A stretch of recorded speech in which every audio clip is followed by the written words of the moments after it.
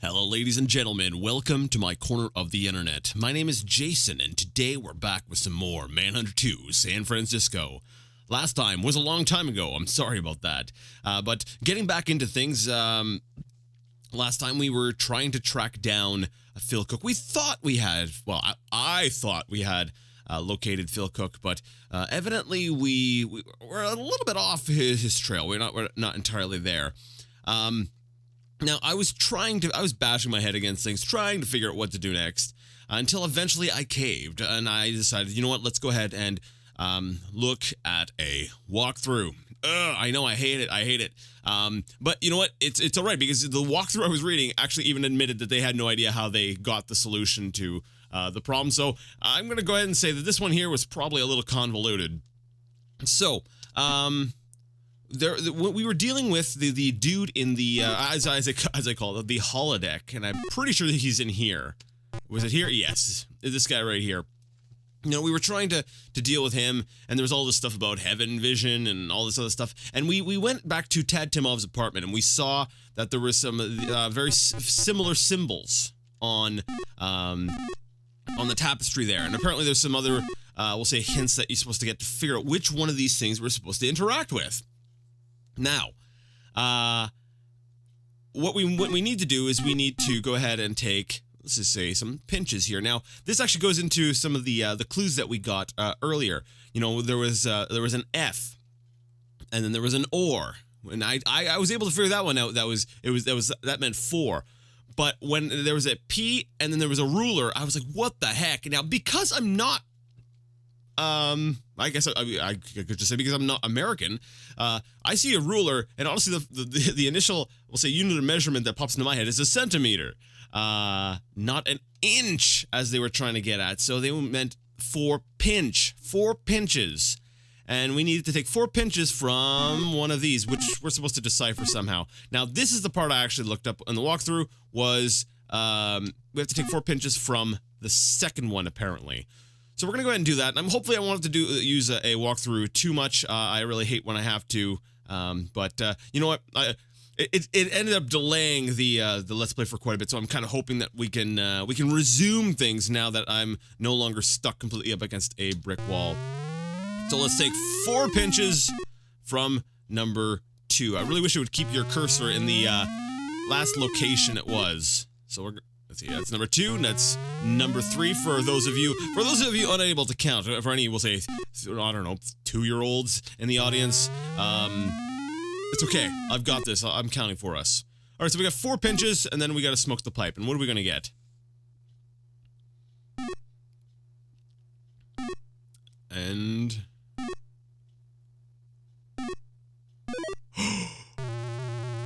there's a face in the smoke. And it turns into some weird green mutant, I'm going to assume. Okay. And this buddy's freaking out. He's like, what the heck is that? And he's got tears, so he gives us a fish trophy. Dude, you smoked up. Here, have a fish trophy. Press enter to take the statue. Okay, I'll take the statue. To Daddy from Ming. Oh, it's not a fish, it's a rabbit. Okay. To Daddy from Ming. Okay, press enter to put this in your robe. Was that it? This door's locked. Okay, so we've done what we need to do at this location. Now there's the case of where to go next. All right, now this part here, I think I have the clues. I was rewatching my videos yesterday to kind of refresh myself, be like, okay, where on earth am I supposed to go? What am I supposed to be doing here? And I seem to recall where is the doctor's house? The doctor's house. This is where I wanted to come. And I had posed the question: is it the doctor I want to look at? Or it might be an inventory. I might not even need to be here. What have we got here? What was it? The ID card? No, that's Peter Brown. Driver's license? No, that was from the, what's his face? Give me 1 second. I figured something out, but I want to be able to show, I want to show my work, you know, if I was in we'll say math class, my teacher would be like, hey, show your work. How did you get to that answer? And I think that it's important to be able to show your work. So give me a second. I had it figured out last night, but I can't remember how I figured it out. Okay, this is what it was. All right, it wasn't. They were inventory items. So we had this letter from N. Goring, and I was like, who the heck? I need a first name, right? But there's also the newspaper, which has Noah G. Now, we're in San Francisco. There's no way there could be somebody, with the same last initial or we'll say same first initial in these two things. So they must be related. That's how you know you're playing a game, folks. So Noah G is actually Noah Goring. So we're going to go ahead and open up our M.A.D. and we're going to go ahead and try to find some information on Mr. Noah Goring. Address, Montgomery Street, age 54, genetic research scientist. All right. We'll see the pieces are starting to come together. All right, so we're going to go ahead and leave, and we're going to probably go to his house, because this is his office. It's a really nice-looking office from the exterior, anyways. At least, in these graphics, it looks... Anyways, let's go ahead, and now we have his home address, and that's where we want to go ahead and... we'll say, so start snooping around his place. See, he's unfortunately, we'll say, passed, so I don't think he's going to mind too much. Sorry, it took me a little bit because, okay, I lied. Scientist's house? I'm assuming that... Why wouldn't they just put his name? Is that his place? Well, I haven't been here before, so I'm assuming... That's a new address. I didn't see this earlier, so I'm assuming this is Noah Goring's place. Now, sorry, I lied. I didn't watch my previous videos. I listened to them because I was at work and I had headphones on. So that's why I didn't have the visuals to line up with my thought process of what I was listening to myself say. Yes, I at work, I listened to myself for the entire Let's Play. It's sad. Anyways, all right. Well, he's got some stuff scattered on the ground. That's the obvious clue, so I want to search around and look at the other things first. Let's look at the window for a closer look. Actually, this is interesting. This Alcatraz Island. Interesting. Julius Castle. Castle. The castle is the gateway to hell. Right? That was a thing. Okay. So we need to get over there to get to hell because, that's where everyone wants to go. So we have a white thread and a needle and a matchbook. What does the matchbook say? Comments to the authors can be sent to everywhere. Spelt incorrectly, so that's a clue. Department MH2, box 5204, Olympia, WA. Darn it, I don't know my American. Is that Washington? I think that's Washington. I don't know. Washington, is that? Holy crap! Sorry, Americans. My American geography is not the greatest here. And there's a match taken. Comments to the authors can be sent to everywhere. Why does everywhere sound familiar? Like in a meta sense. Because it says Department Manhunter 2. Yeah, I read what I was thinking, not what I saw. MH2. Wasn't everywhere something? Because I know. Give me a second. My curiosity is really scratching at me. Okay, I was right. I remember reading up online, I was reading about Manhunter and stuff like that a little while back, and I remembered the name of the developer being Everywhere. The game was published by Sierra. At least if I recall correctly, I didn't completely fact check that part, but I do remember, yeah, that's what that was. So this is almost kind of like an Easter egg, really.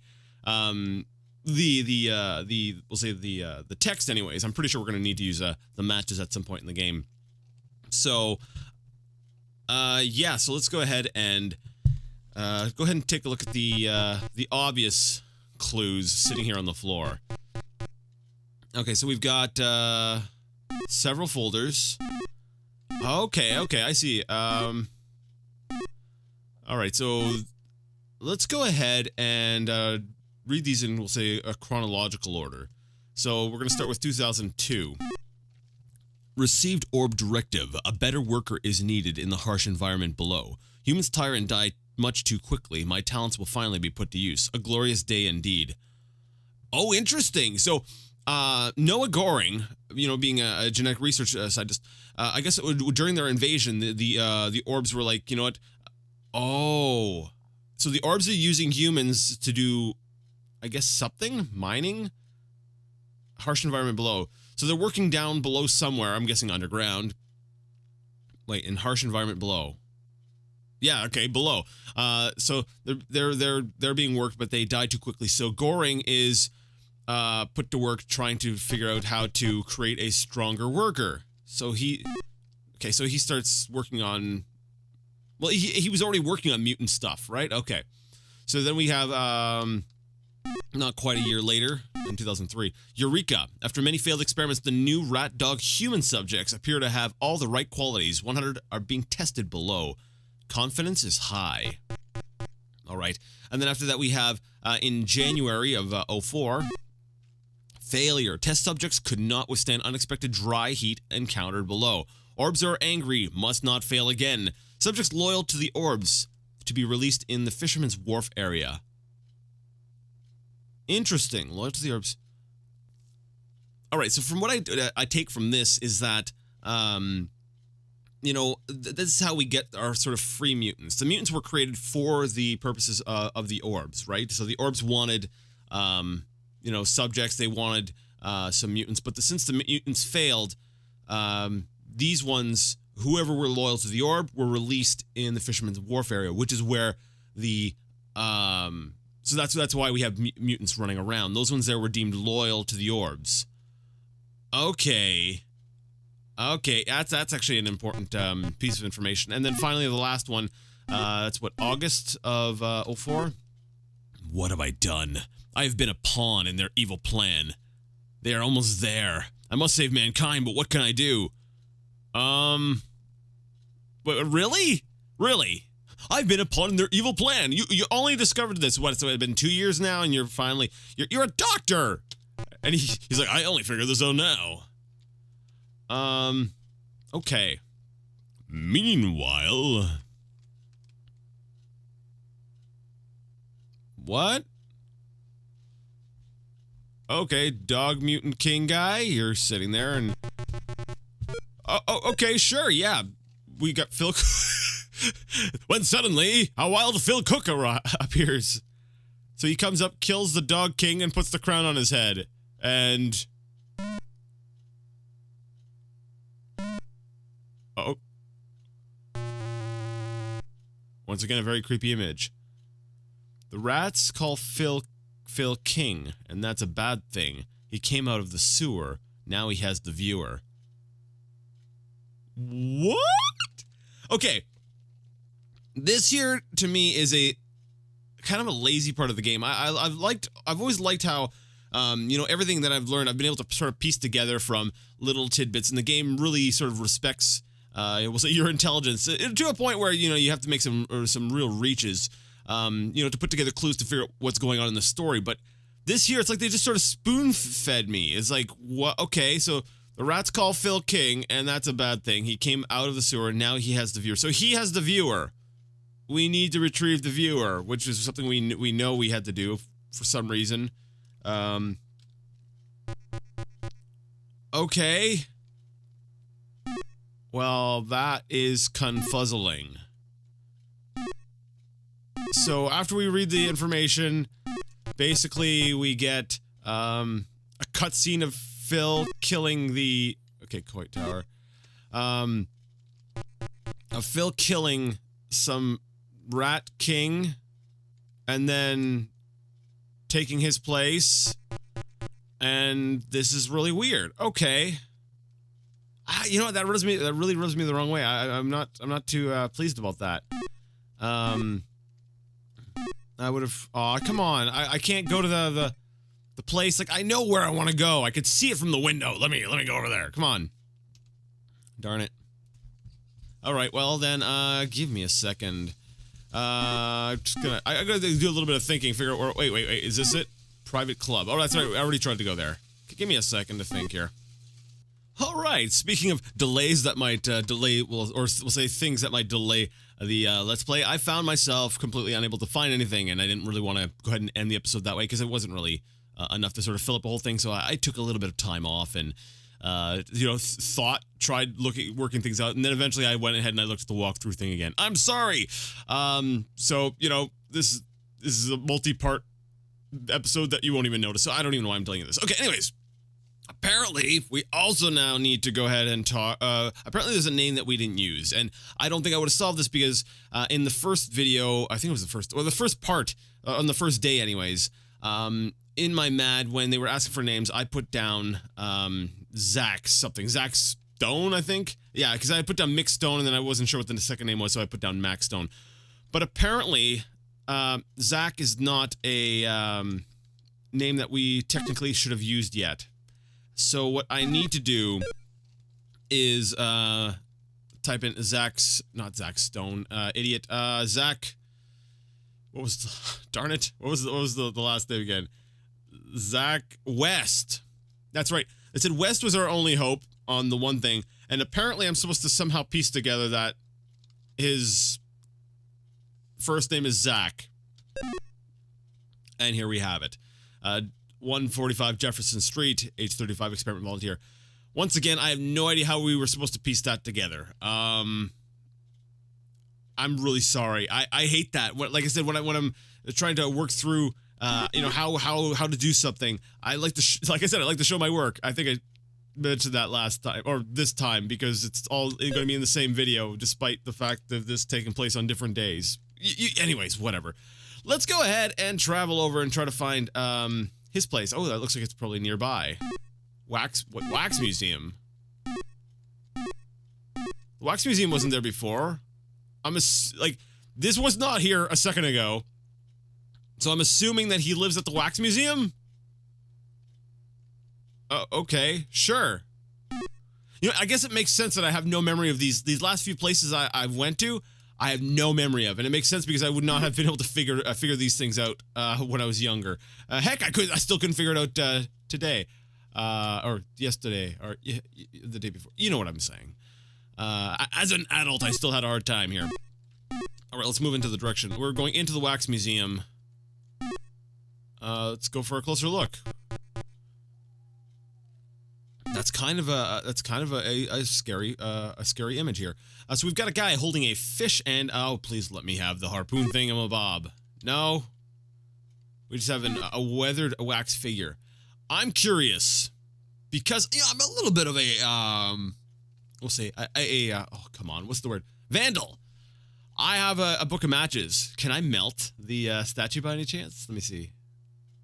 No, I can't. I was like, maybe there's a clue inside. If I melt the wax figure, I'll be able to figure out the clue or something. No, I guess not. Wax Museum. Jones. Does that say Jones? Yeah, it looks like an Indiana Jones. I don't know what that one is supposed to be. The ticket booth looks like it's closed and the door is locked. Oh, okay. I really don't know what to do here. There's not a whole lot here. I can maybe use some random items. A weathered wax figure. I've got to use an inventory item with him. I don't know what, though. A mallet? Oh! Because sure. I am a vandal! I knew it! Okay, that was contrived. So I have to push the start button. Okay, so 2002 planets unite.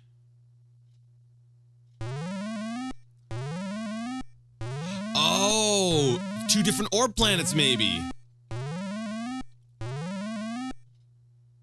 Okay, so that's a way we get the 2 different orbs. So the 2 planets unite to help the people of Earth use the riches of their planet for the good of all. Oh, so this is like orb propaganda. So maybe, during the beginning of their, we'll say, reign, they brought people in here to, kind of, the end. Okay. Doesn't help me, we'll say, in the context of the game, but it does give me a little bit of,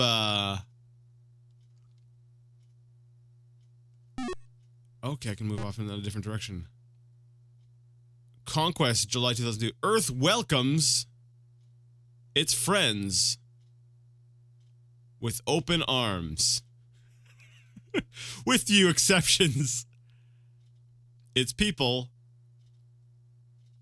gladly accept orb rule. So I'm assuming there's like maybe some loudspeaker thing playing. It's like, Earth, in this display, Earth welcomes its friends, the orbs.